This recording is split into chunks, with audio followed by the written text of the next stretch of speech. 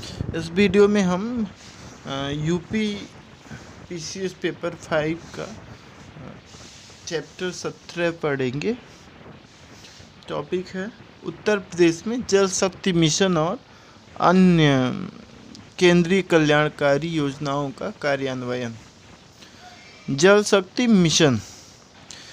शक्ति मिशन भारत सरकार की एक पहल है जिसे 2019 में भारत में सभी घरों में सुरक्षित और सतत पेयजल उपलब्ध कराने के लिए शुरू किया गया था।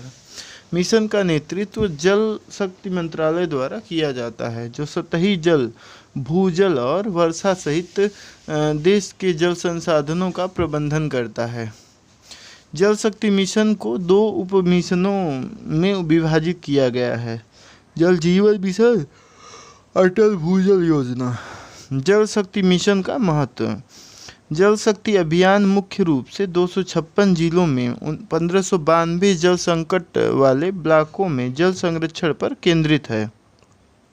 यह 5 महत्वपूर्ण जल संरक्षण उपायों को भी सुनिश्चित करता है: वर्षा जल संचयन, पारंपरिक और अन्य जल निकायों तालाबों का नवीनीकरण, बोरवेल पुनर्भरण संरचनाओं का पुनः उपयोग करना, वाटरशेड विकास, सघन वनीकरण। जल जीवन मिशन JJM। जल जीवन मिशन का लक्ष्य 2024 तक हर ग्रामीण घर में पाइप से जल की आपूर्ति करना है।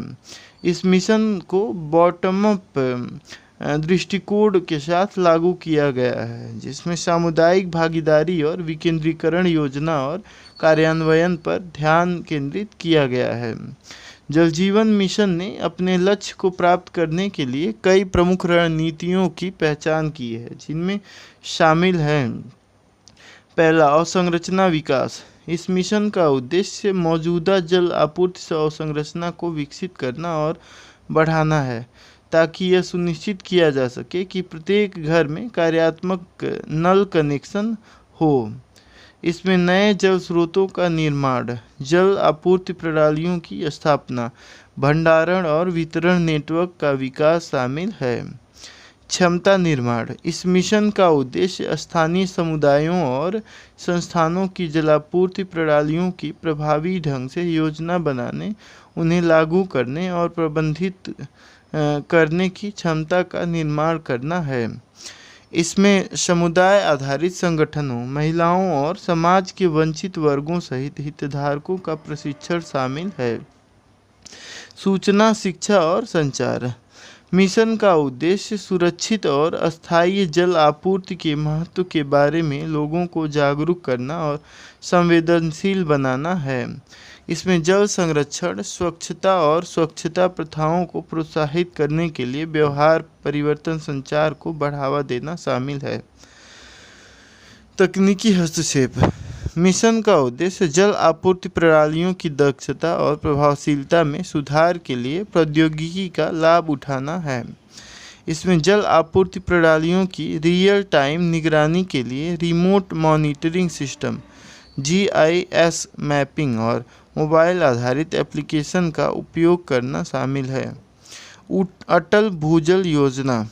अटल भूजल योजना ABY का उद्देश्य सामुदायिक भागीदारी के माध्यम से देश के चिन्हित प्राथमिकता वाले क्षेत्रों में भूजल प्रबंधन में सुधार करना है। मिशन का नाम भारत के पूर्व प्रधानमंत्री अटल बिहारी वाजपेयी के नाम पर रखा गया है।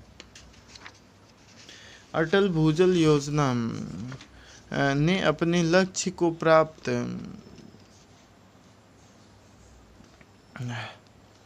करने के लिए कई प्रमुख रणनीतियों की पहचान की है, जिनमें शामिल है सामुदायिक भागीदारी। मिशन का उद्देश्य भूजल संसाधनों की योजना, क्रियान्वयन और प्रबंधन में स्थानीय समुदायों को शामिल करना है। इसमें अपने क्षेत्र में भूजल संसाधनों का प्रभार लेने के लिए समुदाय आधारित संगठन बनाना शामिल है। मांग प्रबंधन। मिशन का उद्देश्य वर्षा जल संचयन और पुनः जल उपयोग सहित जल संरक्षण प्रथाओं को बढ़ावा देकर अटल भूजल योजना उत्तर प्रदेश के 10 जिलों, 26 प्रखंडों और 550 ग्राम पंचायतों में क्रियान्वित की जा रही है।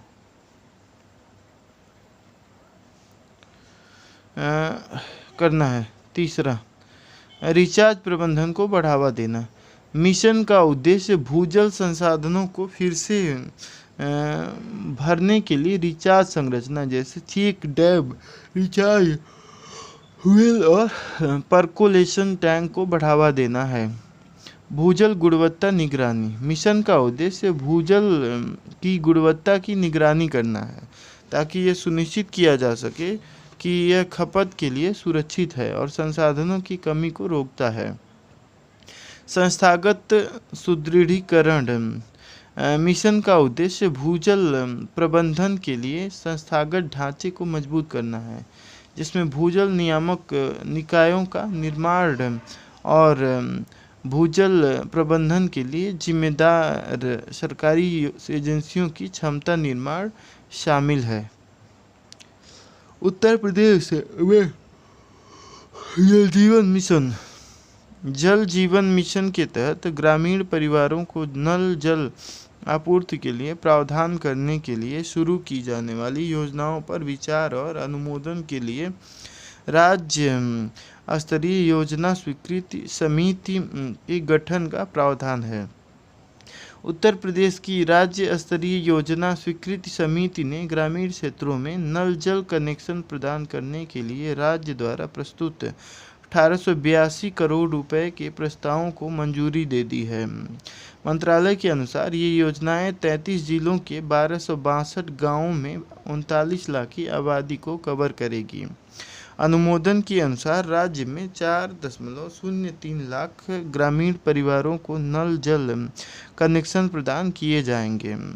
दिसंबर 2021 तक 2.64 करोड़ में से 34 लाख यानी कि 12.9% ग्रामीण परिवारों को उनके घरों में नल का पानी मिल रहा है।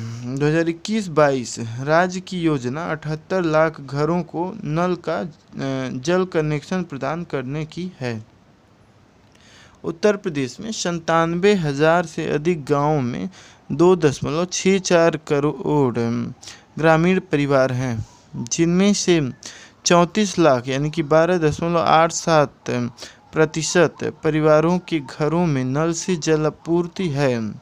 जल जीवन मिशन के लॉन्च के दौरान केवल 5.16 लाख यानी 2% घरों में नल से पानी की आपूर्ति थी।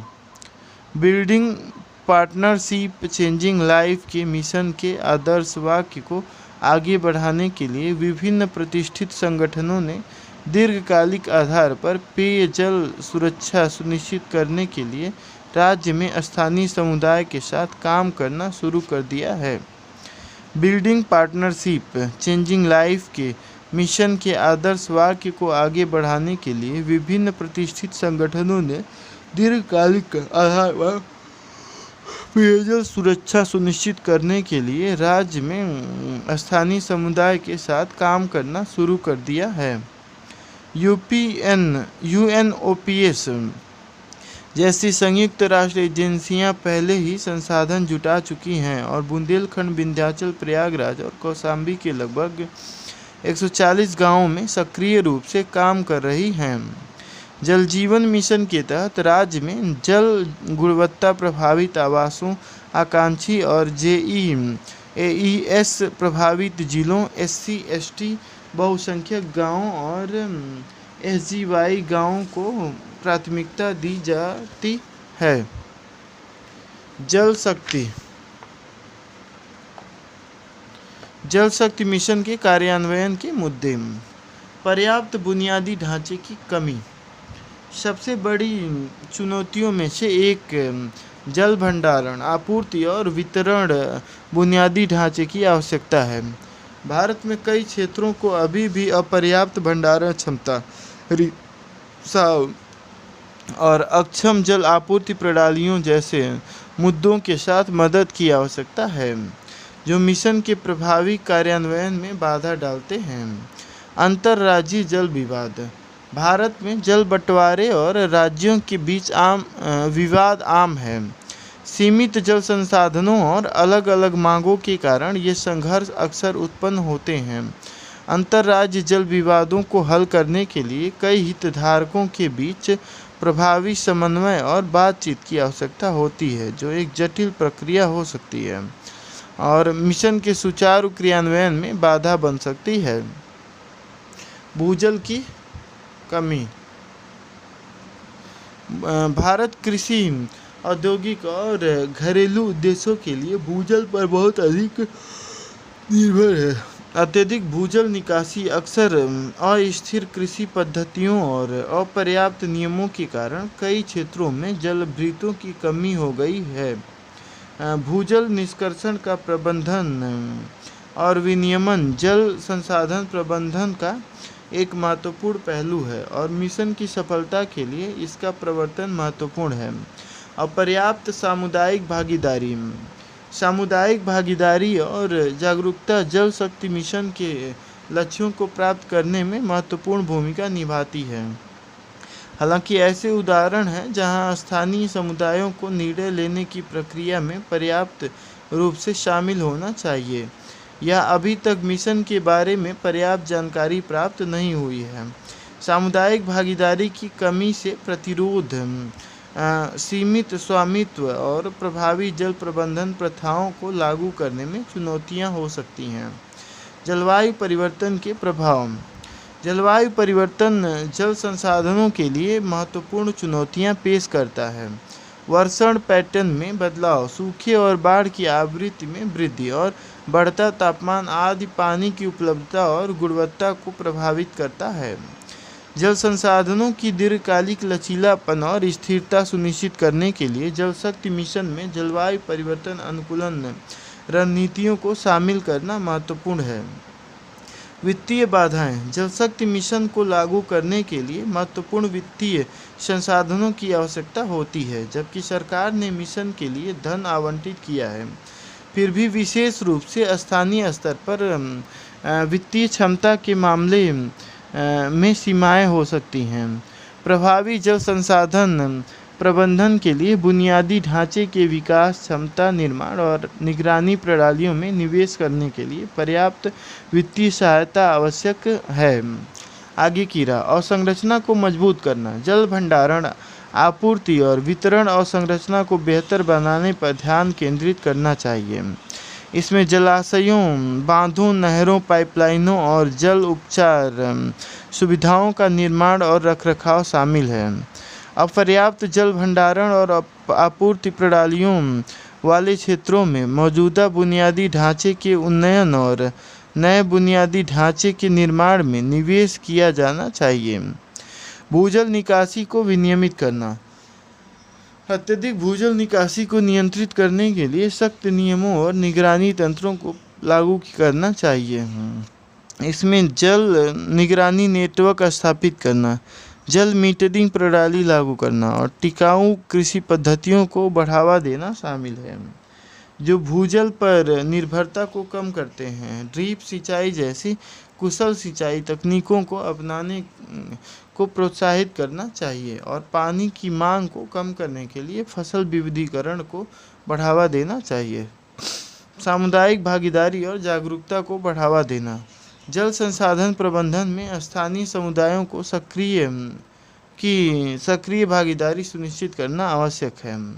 जल संरक्षण और कुशल जल उपयोग के महत्व के बारे में समुदायों को शिक्षित करने के लिए जागरूकता अभियान, प्रशिक्षण कार्यक्रम और कार्यशालाएं आयोजित करना चाहिए।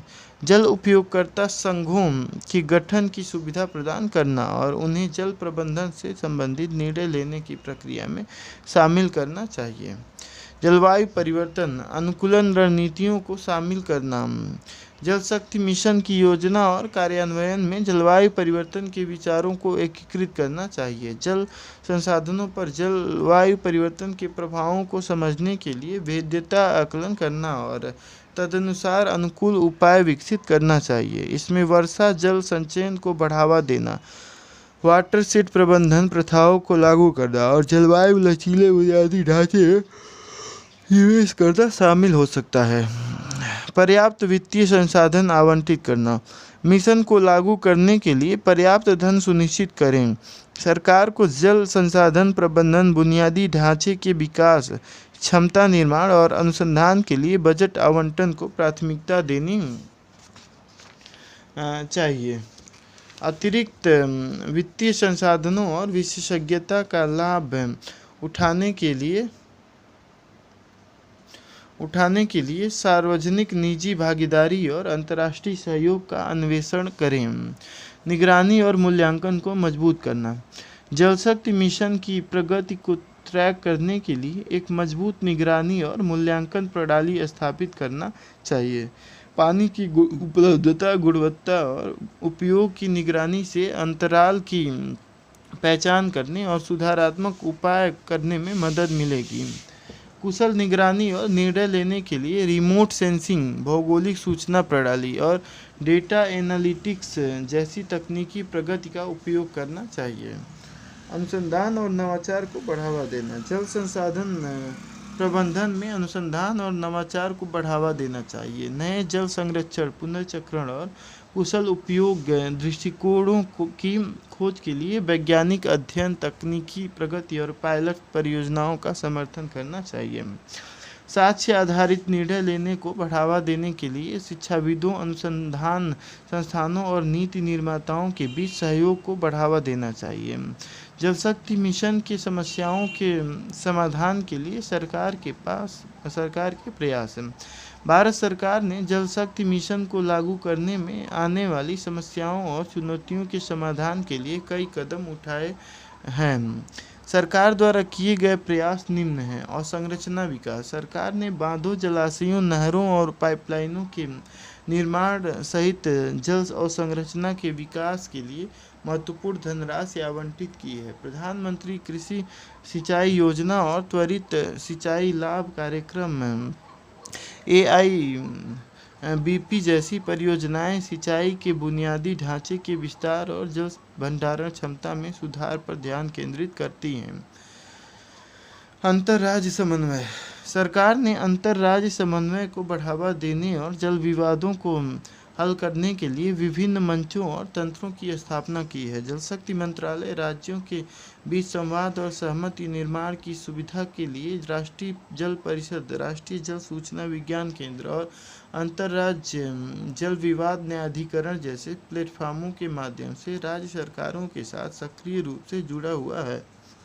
भूजल प्रबंधन। भूजल की कमी के मुद्दे को हल करने के लिए भारत ने अटल भूजल योजना शुरू की है, जो भूजल संसाधनों के सतत प्रबंधन पर केंद्रित है। ABHY जल उपयोगकर्ता संघों के गठन और मांग पक्ष प्रबंधन उपायों को लागू करने सहित समुदाय के नेतृत्व वाले भूजल प्रबंधन प्रथाओं को बढ़ावा देता है। सामुदायिक भागीदारी और जागरूकता। सरकार जल शक्ति मिशन के एक प्रमुख पहलू के रूप में सामुदायिक भागीदारी और जागरूकता पर जोर देती है। जल संरक्षण अभियान। जल शक्ति अभियान संरक्षण और कुशल जल उपयोग प्रथाओं के बारे में जागरूकता पैदा करता है। सरकार जल संसाधन प्रबंधन और निर्णय लेने की प्रक्रियाओं में स्थानीय समुदायों, गैर सरकारी संगठनों और नागरिक समाज संगठनों की सक्रिय भागीदारी को प्रोत्साहित करती है। जलवायु परिवर्तन अनुकूलन। जल शक्ति मिशन जल संसाधनों पर जलवायु परिवर्तन के प्रभाव को पहचानता है और इसका उद्देश्य जलवायु परिवर्तन अनुकूलन रणनीतियों को एकीकृत करना है।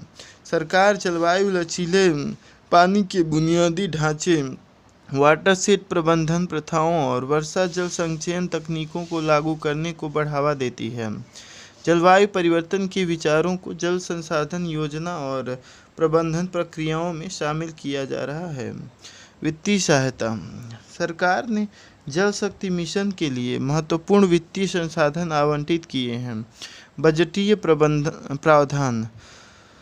बुनियादी ढांचे के विकास, क्षमता निर्माण, अनुसंधान और विभिन्न जल संरक्षण और प्रबंधन पहलों के कार्यान्वयन का समर्थन करते हैं। जल शक्ति मंत्रालय को 2023-24 में 97,278 करोड़ रुपए आवंटित किए गए हैं। निगरानी और मूल्यांकन। सरकार ने जल शक्ति मिशन के लिए निगरानी और मूल्यांकन तंत्र को मजबूत किया है। एकीकृत प्रबंधन सूचना प्रणाली और राष्ट्रीय जल सूचना विज्ञान केंद्र भूजल स्तर, जलाशय भंडारण और पानी की गुणवत्ता सहित जल संसाधनों की वास्तविक समय की निगरानी की सुविधा प्रदान करते हैं। ये प्रणालियाँ सूचित निर्णय लेने और समय पर हस्तक्षेप करने में सक्षम बनाती हैं। रिसर्च और इनोवेशन। सरकार जल संसाधन प्रबंधन में रिसर्च और इनोवेशन को बढ़ावा देती है। राष्ट्रीय जल विज्ञान संस्थान और राष्ट्रीय जल विकास एजेंसी जैसे संस्थान नवीन जल संरक्षण प्रबंधन और कुशल उपयोग दृष्टिकोणों का पता लगाने के लिए वैज्ञानिक अध्ययन, अनुसंधान परियोजनाओं और पायलट पहल करते हैं।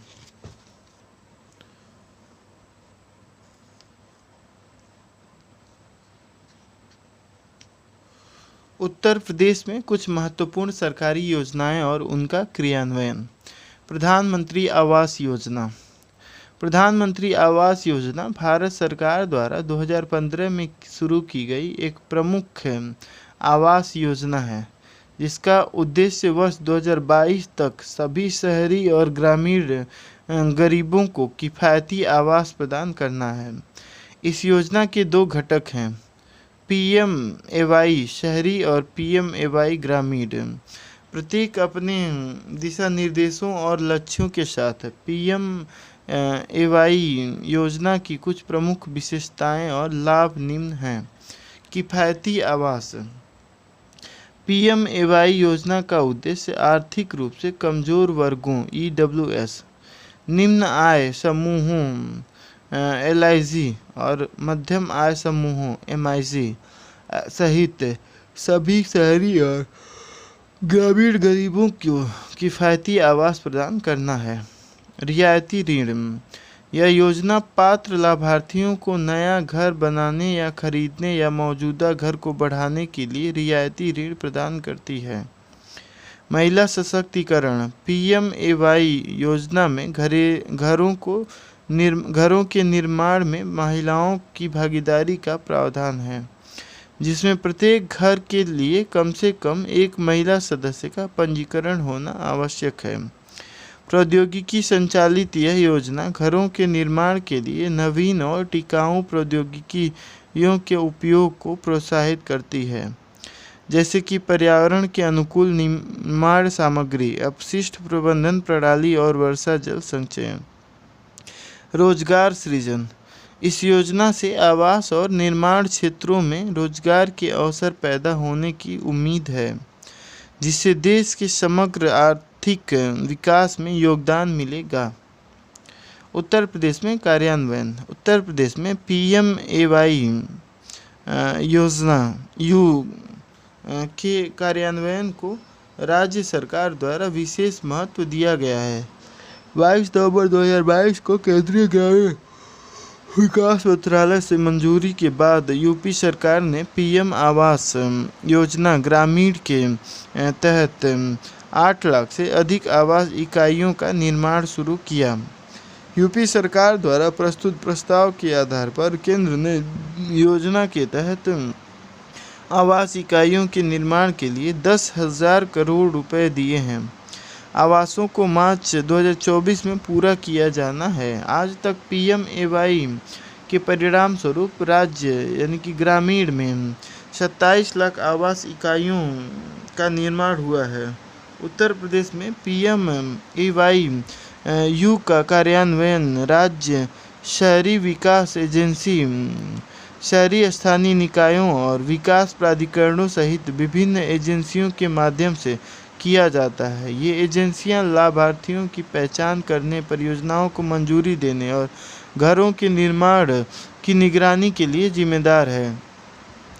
राज्य सरकार ने राज्य में PMAY के सफल कार्यान्वयन को सुनिश्चित करने के लिए कई उपाय भी किए हैं। स्वच्छ भारत मिशन SBM।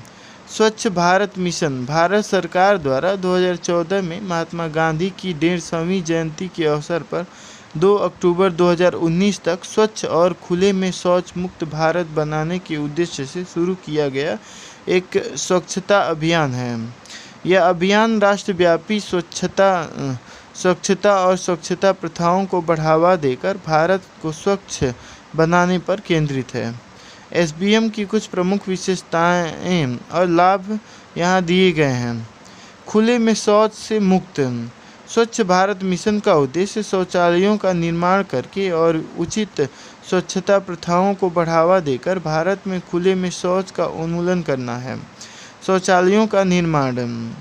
स्वच्छ भारत मिशन का उद्देश्य उचित स्वच्छता प्रथाओं को बढ़ावा देने के लिए भारत के ग्रामीण और शहरी क्षेत्रों में शौचालयों का निर्माण करना है।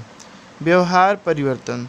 स्वच्छ भारत मिशन व्यक्तियों और समुदायों के बीच स्वच्छता और स्वच्छता प्रथाओं को बढ़ावा देकर व्यवहार परिवर्तन पर ध्यान केंद्रित करता है। अपशिष्ट प्रबंधन। स्वच्छ और स्वस्थ वातावरण सुनिश्चित करने के लिए एसबीएम उचित अपशिष्ट प्रबंधन प्रथाओं को बढ़ावा देता है। एसबीएम के महत्वपूर्ण स्वास्थ्य लाभ हैं, जिनमें जल जनित रोगों में कमी, स्वच्छता और स्वच्छता प्रथाओं में सुधार और बच्चों में कुपोषण में कमी शामिल है। उत्तर प्रदेश में कार्यान्वयन। उत्तर प्रदेश की राज्य सरकार ने राज्य में स्वच्छ भारत मिशन को लागू करने को महत्व दिया है। राज्य ने मिशन के लक्ष्यों को प्राप्त करने में महत्वपूर्ण प्रगति की है। एसबीएम के प्रमुख घटकों में से एक शौचालयों का निर्माण है और राज्य सरकार ने यह सुनिश्चित करने के लिए महत्वपूर्ण प्रयास किए हैं कि राज्य के सभी घरों, स्कूलों और सार्वजनिक स्थानों पर शौचालय बनाए जाएं।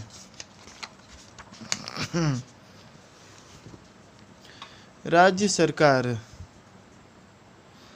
ने स्वच्छता और स्वच्छता से संबंधित प्रथाओं को बढ़ावा देने के लिए कई अभिनव पहल भी लागू की हैं। उदाहरण के लिए स्वच्छता को बढ़ावा देने के लिए क्लीन यूपी ग्रीन यूपी पहल शुरू की गई थी और गंगा नदी को साफ करने के लिए नमामि गंगे परियोजना शुरू की गई थी। राज्य सरकार ने स्वच्छता और स्वच्छता से संबंधित प्रथाओं के महत्व के बारे में जागरूकता पैदा करने के लिए स्वच्छाग्रह अभियान भी शुरू किया है। राज्य सरकार ने मिशन की प्रगति की निगरानी करने और विभिन्न पहलों के समय पर कार्यान्वयन को सुनिश्चित करने के लिए एक समर्पित एसबीएम सेल की स्थापना की है। राज्य सरकार ने स्वच्छ भारत मोबाइल एप्लीकेशन भी बनाया है ताकि नागरिक सार्वजनिक स्थानों की स्वच्छता पर प्रतिक्रिया दे सकें। आवास और शहरी मामलों के मंत्रालय के अनुसार मार्च 2021 तक उत्तर प्रदेश ने एसबीएम के तहत 1,24,773 सामुदायिक और सार्वजनिक शौचालयों और 58,45,378 व्यक्तिगत घरेलू शौचालयों का निर्माण किया है। राज्य ने अपने सभी 75 जिलों में 100% ओडीएफ स्थिति भी हासिल कर ली है। उत्तर प्रदेश के आर्थिक सर्वेक्षण 2023 के अनुसार डेटा 2018-19 में राज्य के सभी जिलों ने खुद को खुले में शौच से मुक्त घोषित किया। योजना में व्यक्तिगत शौचालय की लागत 12,000 रुपये है, जिसमें केंद्र की हिस्सेदारी 60% और राज्य की हिस्सेदारी 40% है। सामुदायिक शौचालयों के रखरखाव के लिए 52,993 स्वयं सहायता समूहों को स्थानांतरित करते हुए उनके खाते में 418.32 करोड़ रुपए यानी कि 9,000 रुपये प्रति माह जारी किए गए हैं।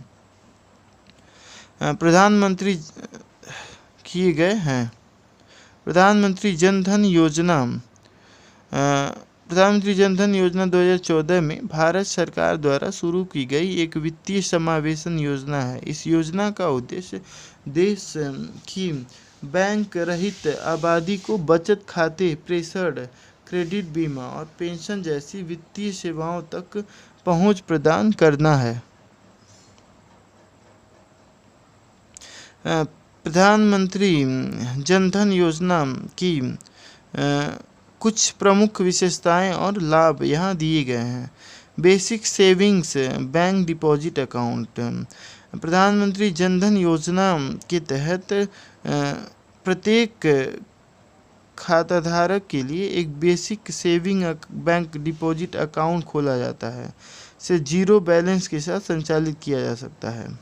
ओवरड्राफ्ट सुविधा। पीएमजेडीवाई खाताधारक 10,000 रुपये तक की ओवरड्राफ्ट सुविधा के पात्र हैं, जो 6 महीने के संतोषजनक खाता संचालन के बाद उपलब्ध हो सकती है। तीसरा, बीमा। पीएमजेडीवाई खाताधारक 2 लाख रुपए तक के दुर्घटना बीमा कवर और 30,000 रुपये तक के जीवन बीमा कवर के पात्र हैं। प्रत्यक्ष लाभ अंतरण डीबीटी। पीएमजेडीवाई योजना सरकारी लाभों को सीधे लाभार्थियों के बैंक खातों में डीबीटी प्रणाली के माध्यम से हस्तांतरित करने की सुविधा प्रदान करती है।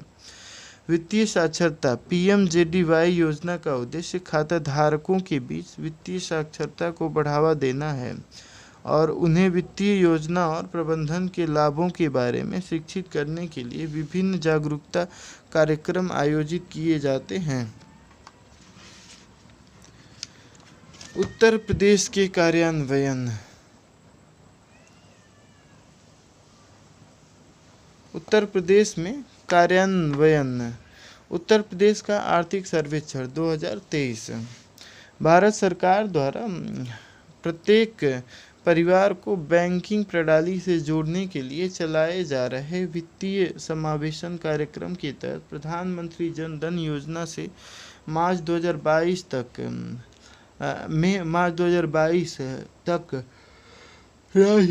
7.93 करोड़ खाते खोले जा चुके हैं, जिनमें 7.37 करोड़ रुपए सक्रिय खाते खोले जा चुके हैं और 33,774.19 करोड़ रुपए की राशि जमा की गई है। इनमें से 4.31 करोड़ खाते 5,435% महिला जनधन खाते हैं। कुल जनधन खातों में से लगभग 6.55 करोड़ यानी कि 88.97% खातों को आधार से जोड़ा जा चुका है। देश में खोले गए कुल 45.41 करोड़ खातों में से सर्वाधिक 7.93 करोड़ खाते 17.46% खोलकर राज्य प्रथम स्थान पर है। प्रधानमंत्री सुरक्षा बीमा योजना। प्रधानमंत्री सुरक्षा बीमा योजना भारत में शुरू की गई सरकार समर्थित दुर्घटना बीमा योजना है। प्रधानमंत्री सुरक्षा बीमा योजना का उद्देश्य जनता, विशेष रूप से समाज के आर्थिक रूप से कमजोर वर्गों से संबंधित लोगों को किफायती व्यक्तिगत दुर्घटना बीमा कवरेज प्रदान करना है। भारत सरकार ने अपनी सामाजिक सुरक्षा पहल के हिस्से के रूप में 2015 में इस योजना की घोषणा की थी। प्रधानमंत्री सुरक्षा बीमा योजना की प्रमुख विशेषताएं निम्न हैं। पहला, पात्रता। 18 से 70 वर्ष के बीच के सभी भारतीय नागरिक योजना में नामांकन कर सकते हैं। कवरेज। यह योजना आकस्मिक मृत्यु और विकलांगता कवरेज प्रदान करती है। दुर्घटना के कारण बीमित व्यक्ति की मृत्यु या पूर्ण विकलांगता की स्थिति में नामांकित व्यक्ति या बीमित व्यक्ति को क्रमशः 2 लाख रुपए यानी सितंबर 2021 तक की एक निश्चित राशि का भुगतान किया जाता है। प्रीमियम। पीएमएसबीवाई के लिए प्रीमियम को सभी के लिए किफ़ायती बनाने के लिए कम रखा जाता है। सितंबर 2021 तक प्रीमियम 12 रुपये प्रति वर्ष है। नामांकन। व्यक्ति एक साधारण फॉर्म भरकर और इसे अपने सहभागी बैंक में जमा करके योजना में नामांकन कर सकते हैं। नामांकन अवधि आमतौर पर अगले वर्ष जून से मई तक चलती है। ऑटो नवीनीकरण। एक बार नामांकित होने के बाद योजना को सालाना ऑटो नवीनीकृत किया जाता है, बशर्ते कि व्यक्ति के बैंक खाते में प्रीमियम राशि को कवर करने के लिए पर्याप्त धनराशि हो। दावा प्रक्रिया। दुर्घटना की स्थिति में बीमित व्यक्ति या उनके नामांकित व्यक्ति को बैंक को सूचित करने और आवश्यक दाता दस्तावेज जमा करने की आवश्यकता होती है। इसके बाद बैंक और बीमा कंपनी क्लेम की प्रक्रिया करती है। उत्तर प्रदेश में कार्यान्वयन। उत्तर प्रदेश का आर्थिक सर्वेक्षण 2023 मार्च 2022 तक 3.75 करोड़ पंजीकरण के साथ प्रदेश देश में पहले स्थान पर है। योजना के तहत मार्च 2022 तक 9,669 दावों के सापेक्ष 6,951 दावों का निपटान किया जा चुका है। प्रधानमंत्री जीवन ज्योति बीमा योजना। प्रधानमंत्री जीवन ज्योति बीमा योजना के अंतर्गत जिन बैंक खाताधारकों की उम्र 18 से 50 वर्ष है, उन्हें 330 रुपये के वार्षिक प्रीमियम पर 2 लाख रुपए का जीवन बीमा उपलब्ध होगा। वित्तीय वर्ष मार्च 2022 तक इस बीमा योजना में 1.13 करोड़ पंजीकरण किए गए। योजनांतर्गत 52,700 दावों के विरुद्ध मार्च 2022 तक 48,263 दावों का निराकरण उत्तर प्रदेश आर्थिक सर्वेक्षण 2023 किया जा चुका है। अटल पेंशन योजना APY। अटल पेंशन योजना के तहत वृद्धावस्था में रहने वाले